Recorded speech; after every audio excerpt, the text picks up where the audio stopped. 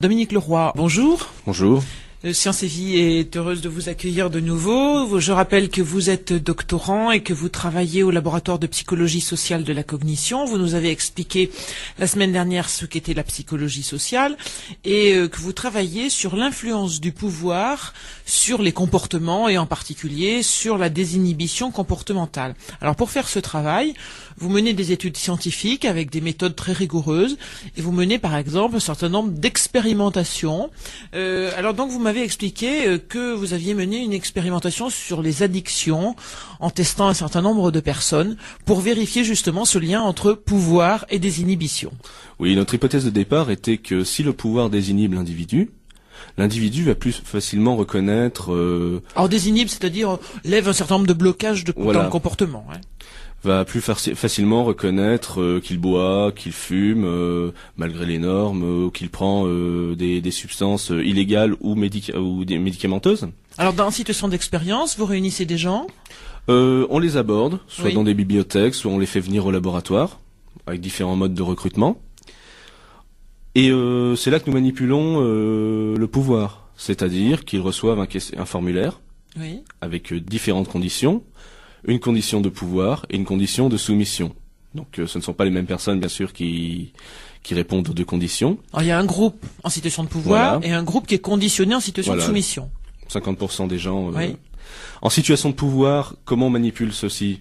On leur demande de se souvenir mentalement d'un épisode de leur vie où ils étaient en situation de pouvoir sur quelqu'un et d'inscrire, afin qu'ils y réfléchissent un peu plus profondément, les 5 mots qui leur viennent à l'esprit en repensant à cet épisode. Alors quel genre de mots vous avez ? Par exemple, le mot puissance, le mot domination, le mot fierté, qui peuvent apparaître assez fréquemment. Et alors dans l'autre cas, des gens en situation de soumission, quel genre de mots ? Eh bien là, on leur demande donc de se souvenir d'un épisode où quelqu'un d'autre avait du pouvoir sur eux. Et là, on a plutôt des mots comme honte, comme frustration, comme haine qui peuvent apparaître fréquemment. Et alors, vous en déduisez quoi de cette expérience-là ? Alors cette expérience-là, après cet amorçage, on demandait aux participants de remplir une échelle sur leur conduite passée et future par rapport à des substances addictives, l'alcool, le cannabis, le tabac, les tranquillisants, les drogues dures, et on leur demandait s'ils avaient dans le passé de jamais, c'était une échelle en 6 points, de jamais à plus d'une fois par jour consommer. Et s'ils pensaient dans le futur consommer ces mêmes substances. Et ce qu'on a obtenu, c'est qu'en effet, on observe cet effet surtout chez les hommes, pas chez les femmes, que le fait d'avoir amorcé le pouvoir, c'est-à-dire d'avoir demandé aux gens de se souvenir d'un épisode de pouvoir, les amenait à, d'une manière significative, à déclarer plus avoir consommé de substances addictives par le passé et à s'imaginer plus en consommer à l'avenir. Donc là encore, en situation de pouvoir, les inhibitions étaient levées plus facilement. Voilà. Alors pourquoi à votre avis, cette situation-là n'était pas observée chez les femmes ? Peut-être qu'il y a une inhibition qui est vraiment intégrée fortement par les différences de statut, de raisons historiques, comme on voit aussi au niveau des inégalités hommes-femmes, peut-être dans le monde du travail, ou choses comme ça, et que peut-être c'est plus difficile de désinhiber à cause de leur place dans la société. Et que peut-être les expériences de pouvoir sont plus difficiles à retrouver, alors que c'est beaucoup plus facile de penser un épisode de soumission. Oui, à cause de la domination masculine, comme dirait Bourdieu. Oui, par exemple. Alors, vous avez mené une autre étude, vous avez suivi une autre étude qui est une étude physiologique cette fois. Alors cette fois, vous avez mesuré les réactions physiologiques des gens en situation de pouvoir ou non. Alors réactions physiologiques, c'est-à-dire des exemples sont les variations du rythme cardiaque, la respiration. L'indice qui a été le plus pertinent pour nous, c'est ce qu'on appelle la réaction électrodermale, c'est-à-dire la sudation qui n'est pas due à la chaleur, à la transpiration.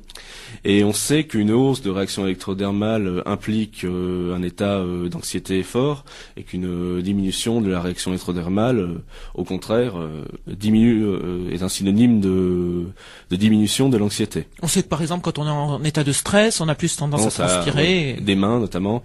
Alors là, vous avez constaté quoi ? Et donc là, la grande différence, c'est qu'on étudiait le pouvoir sur différentes... on va dire, ce n'était pas sur différentes personnes, c'est-à-dire que chaque personne était successivement dans une situation de pouvoir ou une situation de soumission. On leur demandait de s'imaginer mentalement dans la peau, soit d'un patron envers son employé, oui. Soit après d'un ouvrier devant son chef de service. Oui.